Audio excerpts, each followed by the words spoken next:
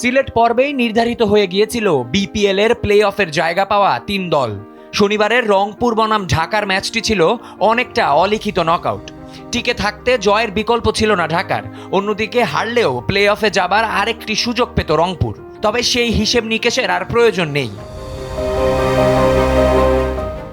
মিরপুর শেরেবাংলা স্টেডিয়ামে ব্যাটিংয়ে নেমে শুরু থেকেই ঢাকার বোলারদের ওপর চড়াও হন রংপুরের দুই ওপেনার ডেভিড মালান ও তৌহিদ হৃদয়। উদ্বোধনী জুটিতে তারা মাত্র 14 ওভারেই যোগ করেন 126 রান। মালান তার লড়াকু ইনিংসে খেলেন 49 বলে 78 রানের এক বিধ্বংসী ইনিংস।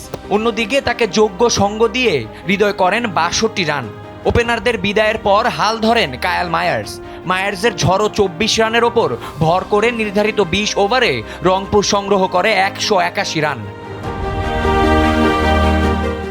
জবাবে ব্যাট করতে নেমে শুরুতেই ব্যাটিং বিপর্যয়ে পড়ে ঢাকা। রংপুরের নিয়ন্ত্রিত বোলিংয়ের সামনে 10 ওভারের মধ্যেই 4 ব্যাটার সাজঘরে ফেরেন। টপ অর্ডারের উসমান খান ছাড়া আর কোনো ব্যাটারই রানের খাতা বড় করতে পারেননি। ফলে জয়ের লক্ষ্য থেকে অনেকটা দূরে ছিটকে পড়ে ঢাকা। তবে ইনিংসের শেষে ইমাদ ওয়াসিম ও সাইফুদ্দিনের ঝড়ো 48 রানের জুটিতে একটু হলেও জয়ের আশা পায় ঢাকা ক্যাপিটালস। তবে বল স্বল্পতায় হয়তো দিন শেষে ভুগিয়েছে ঢাকাকে। শেষমেশ 11 রানে হেরে প্লে অফের আশা ত্যাগ করতে হয় রাজধানীর এই দলকে।